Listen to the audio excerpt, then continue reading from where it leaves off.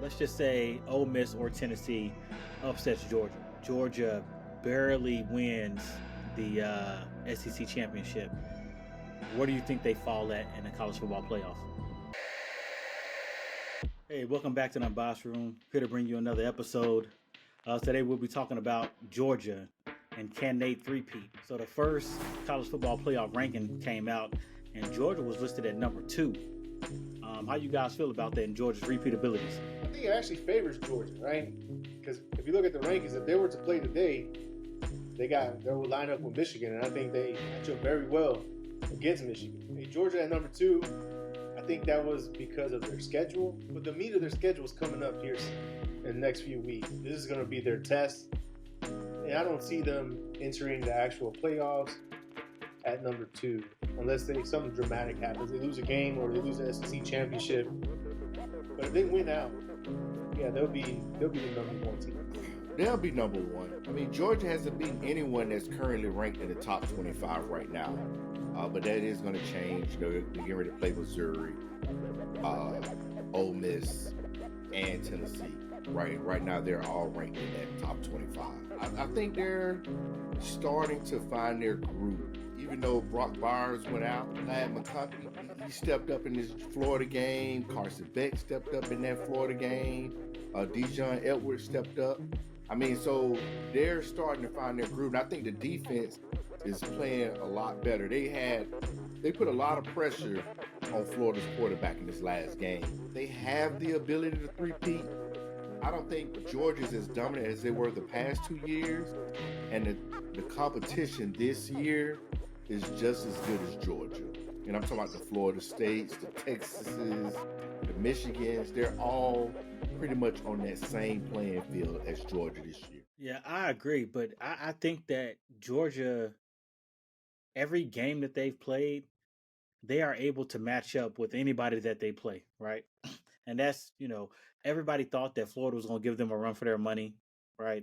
Because they sleptwalked through the first half of the season. And you see what they did to Florida. They dominated them, right, on both sides of the ball without Brock Bowers. So I think when they get in some of these other tough games, the spread right now for the Missouri game is Georgia minus 16.5. And I think Georgia's going to cover. And I know that sounds crazy, but they have been constantly meeting the mark no matter what. They might start the game out slow, but eventually they meet the mark and they cover the spread, which is, it's unbelievable. Honestly, I feel like their first hard down test is going to be the SEC championship, and I don't mean to throw that's no diss to like Missouri, Ole Miss. I just think Georgia's better than those teams. I think they're more balanced. They have better playmakers. SEC championship, but it's going to be fun to watch. The playoff, if they make it in, if they match up against like a Washington or something, like a fast-paced offense or somebody that can push the ball, we're just going to put pressure on Georgia's offense to keep up. Yeah. I think the only team that can really get them issues, I know you talked about Missouri, they're 16.5 point favorite over Missouri, but I think that number's going to be very short, though, against Ole Miss. Ole Miss is going to give Georgia some problems, I think. Lane Kiffin is a master at, a master offensive play caller.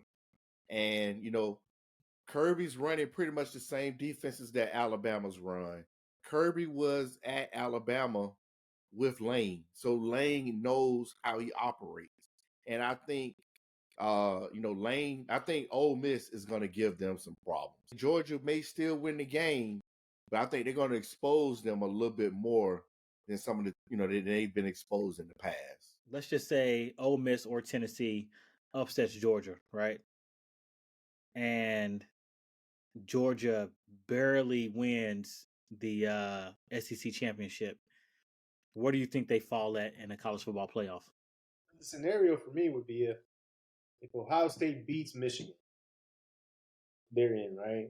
Mm-hmm. And when it comes down to it, a one-loss Georgia SEC champion, I think they possibly could get in because Ohio State, and you would have Washington, presuming that they win their second meeting if they're undefeated. And then who else would you put in? after that. You know, The Big 12, I the Big think 12 I champion. think if I think Texas. if Texas wins out, I think they're in no matter what.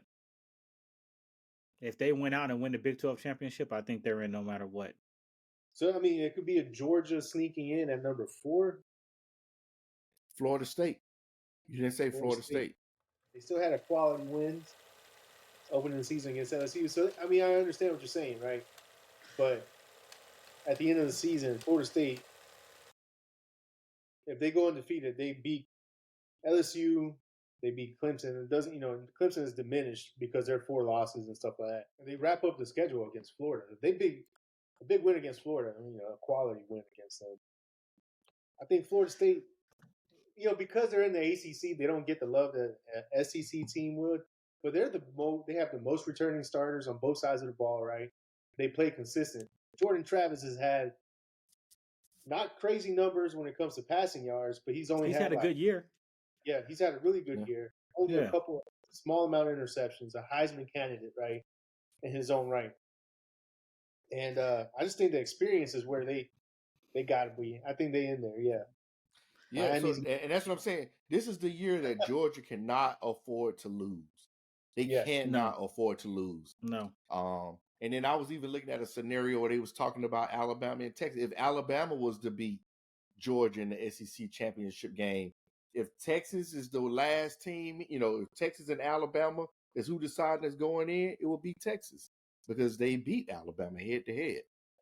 So I just think that Georgia can't afford to lose a game. No. They have to win out. Nah, man. Georgia can't afford a loss, especially with their strength of schedule being so bad. I think I was reading that their strength of schedule was 100 and something in the country. So if they lose, I say during the regular season, but then they play a really good game and beat Alabama in the SEC championship, and they're like, okay, that's a quality win against a quality opponent, and that's where I would just say that's where my opinion comes from because it's from just what has happened in the past with the SEC getting a lot of strength of schedule, or it's the SEC, they get extra like. I don't think they're going to get that this year, though, man. Like I said, Georgia's strength of schedule is like 112th or 103rd in the country, which is, that's bad. Yeah. We're talking about 132 teams, man. I think the difference maker this year is that the Pac-12 is actually good, right? That's where the difference is because the Pac-12 hasn't been good, which has allowed the Big Ten to get 2 teams in and the SEC to get 2 teams in. But this year, a Pac-12 team is getting in that college football playoff. So you figure a Pac-12 team, you figure a Big 12 team, an ACC team, and a Big 10 team or SEC. So that's if you got 5 conference, and if they all got 1 loss, then yes, it's a it's go back to what AB's saying. You're gonna start looking at strength of schedule because that's what they're gonna do.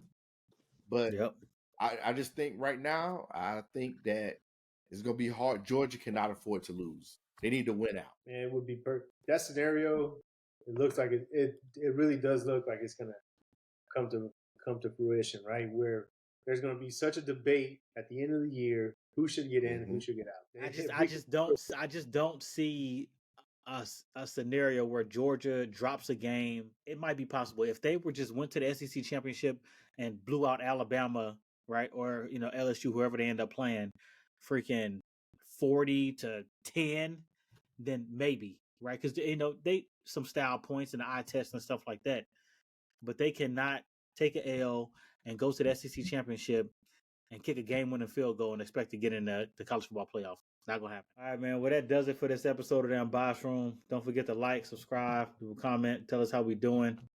Take care.